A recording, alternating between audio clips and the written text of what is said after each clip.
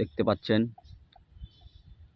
ওইখানে সূর্যটা ডুবছে, আকাশটা খুবই সুন্দর একটা ভিউ দিচ্ছে, আর ওখানে একটা পাখি উঠতেছে, আর আমরা এখানে বসে বসে আড্ডা দিতেছি দুইজনে মিলে। তো এই সুন্দর একটা দৃশ্য আপনাদেরকে দেখানোর চেষ্টা করলাম।